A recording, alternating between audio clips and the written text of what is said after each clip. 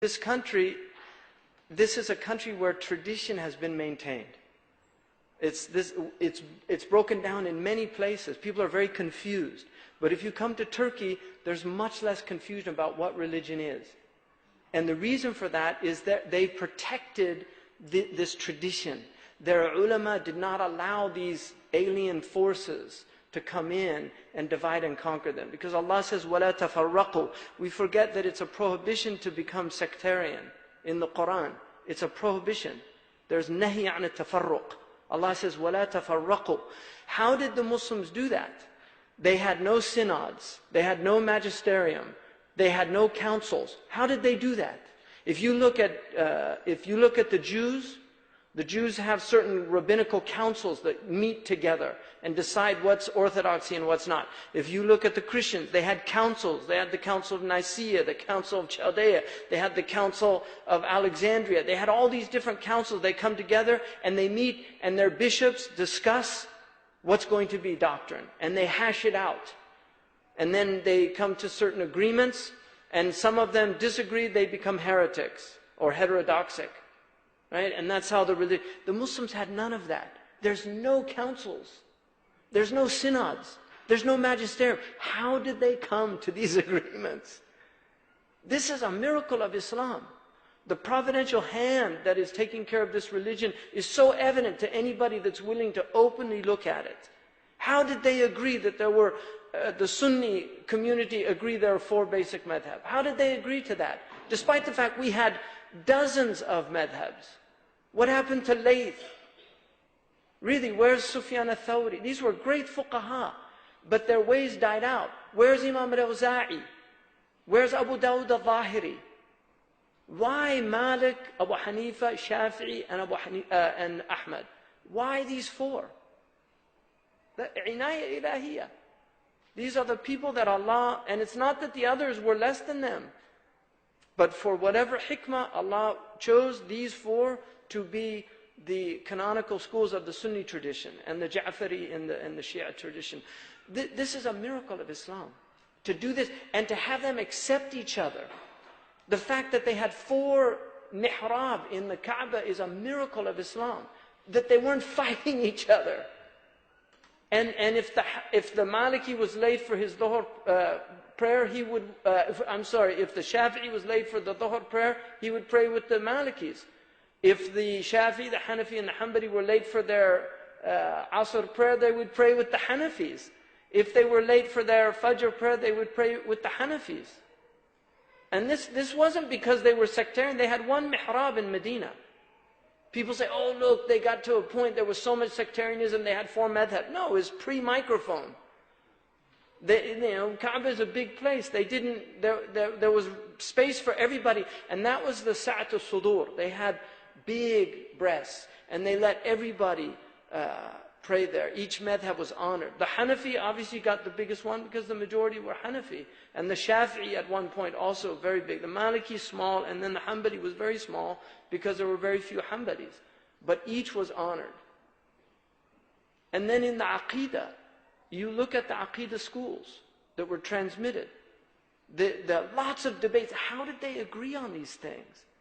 Undeniably, there were periods of fitna, and we went through similar problems that other religions have had. But how did they arrive to these agreed upon things? This is not to deny that there are people, dissenters. There are. And if they were of a caliber that the other ulama recognized their right to dissent, they would acknowledge it. But if they were heretics, they would call it what it was. Right? Haraseya is a Greek word. Zandaqa is used in Arabic. But haraseya in Greek means to choose for yourself. A heresy is where you pick and choose your religion. You don't accept what's transmitted, what's agreed upon. And so in the Aqidah, this is what they came. They came to the Ash'ari, the Maturidi. The Ottoman Dawla was Maturidi. The Muhammad al-Fatih, he came into this city and conquered this city. The Prophet praised him. He said, Ni'mal Amir. He said, Ni'mal Jaysh wa Ni'mal Amir. Ni'mal Amiru Amiruhum wa Ni'mal Jaysh Jayshuhum. What a blessed Amir is their Amir, and what a blessed army is their army. He was, by consensus, Hanafi, Maturidi, and Naqshbandi. So the Prophet was praising a Hanafi, Maturidi, Naqshbandi. And people say, bid'ah, mubtada'. Astaghfirullah. Would the Prophet praise a mubtada'? He would never praise a mubtada'. And yet we know he praised the conqueror of this city. He said, Ni'ma al-Amir. Ni'ma is the way the Arabs say the best. That's the best Amir, their Amir. And he would never praise worldly things, not like he was a great general, which he was. No, he was praising his iman. He was praising his aqidah. He was praising his practice because he was imamun adil. And sab'atun yadhilluhum Allah yawma la dhilla illa dhilluhum. 7 are given the shade of Allah on the day of judgment when there's no shade except Allah's shade. The first, imamun adil, a just ruler. That's how high their maqam is. A high ruler. The dhikr of the umara is adal. That's their dhikr, to practice justice. They don't have to do a lot of subha, even though he did, or do a lot of tilawa, even though he did. Qiyam, they don't have to do any of that. If they're just, that's their dhikr.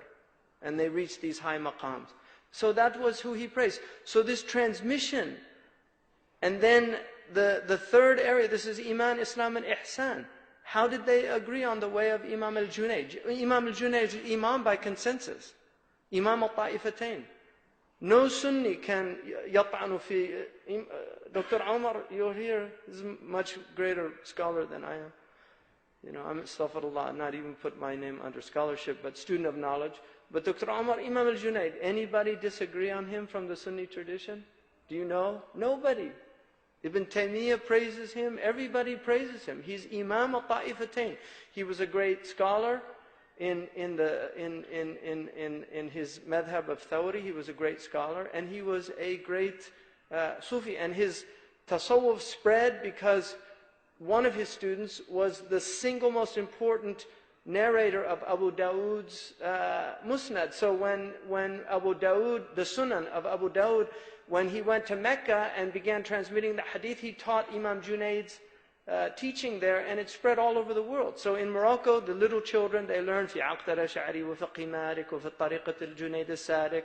And that's what they all learn. The aqid of Imam al-Ash'ari, the fiqh of Imam Malik, and the way of Imam al-Junayd. And this was Islam, Iman, and Ihsan.